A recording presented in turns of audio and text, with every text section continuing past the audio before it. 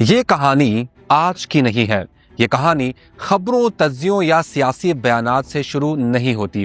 یہ کہانی اس دن سے شروع ہوتی ہے جب عرب کے تپتے ہوئے ریگزار میں، کربلا کے میدان میں، بھوک، پیاس اور موت کے درمیان ایک سچ بولنے والی آواز اٹھی تھی، اور وہ آواز تھی، بیعت نہیں ہوگی۔ یہ کوئی عام انکار نہیں تھا، یہ ایک سلطنت، ایک نظام، ایک ظلم کے پورے ڈھانچے کو چیلنج تھا۔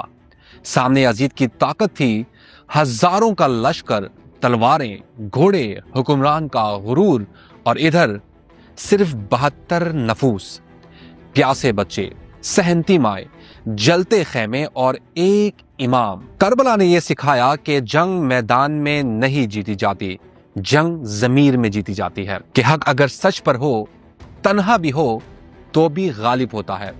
حبیب ابن مظاہر جیسے بوڑھے جن کی کمر جھک چکی تھی، جن کے بال سفید تھے، جن کے جسم نے عمر کا بوجھ اٹھا لیا تھا، مگر نظریہ ایسا جوان جیسے ابھی ماں کی گود سے اٹھ کر حق کے دفاع میں کھڑا ہوا ہو۔ کربلا نے بتایا کہ حسین کے ساتھ کھڑا ہونا صرف تلوار اٹھانا نہیں، یہ فیصلہ کرنا ہے کہ زندگی عزت کے ساتھ چاہیے یا ذلت کے ساتھ نہیں چاہیے۔ پھر صدیوں کا سفر طے ہوا، زمانے بدلے، لباس بدلے، تلواریں میزائل بن گئی اور لشکر میڈیا اور معیشت کی صورت میں آ گئے، لیکن ظلم کی فطرت نہیں بدلی۔ آج بھی وہی کربلا زندہ ہے، آج بھی وہی یزید زندہ ہے، اور آج بھی وہی سوال کر رہا ہے، بیعت کرو گے یا کھڑے رہو گے؟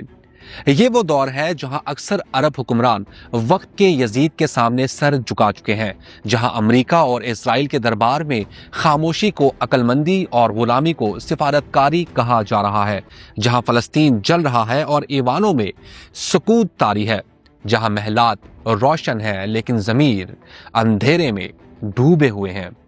لیکن اسی اندھیرے میں ایک صدا آج بھی گونج رہی ہے، وہی صدا جو کربلا میں گونجی تھی، بیعت نہیں ہوگی۔ یہ وہ ایران ہے جس نے اپنی آزادی کی قیمت خون سے ادا کی۔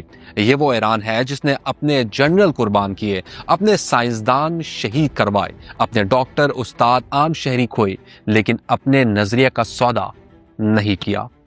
اس پر پابندیاں لگائی گئیں تاکہ دوا نہ پہنچے، روٹی مہنگی ہو جائے، عوام تھک جائے اور ملک گھٹنے ٹیک دے۔ اس کے دماغوں کو نشانہ بنایا گیا، اس کے مستقبل کو قتل کرنے کی کوشش کی گئی۔ مگر سوال پھر بھی وہی ہے، ایران جھکا کیوں نہیں؟ اور اس کا سیدھا اور سادہ جواب ہے، کیونکہ ایران کے پاس صرف فوج نہیں، صرف ہتھیار نہیں، ایران کے پاس کربلا ہے۔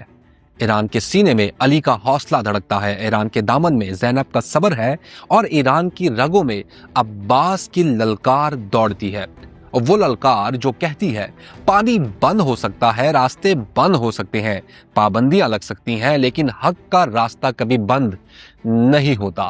اسی لیے آج بھی ایران تنہا صحیح لیکن کھڑا ہے، وقت کے یزید کی آنکھوں میں آنکھیں ڈال کر کہتا ہے، ہمیں بھوکا رکھ لو، ہمیں تنہا کر دو، ہم پر ظلم کے ہر ہتھ کنڈے آزما لو، لیکن یاد رکھو، جیسے حسین نے یزید کی بیعت سے انکار کیا، ویسے ہی ہم بھی ظلم کی بیعت نہیں کریں گے۔ یہی ہے اس کہانی کی ابتدا، یہی ہے اس دور کی کربلا، اور یہی وہ جملہ ہے جو طاقتوروں کو سب سے زیادہ چبھتا ہے، بیعت نہیں ہوگی۔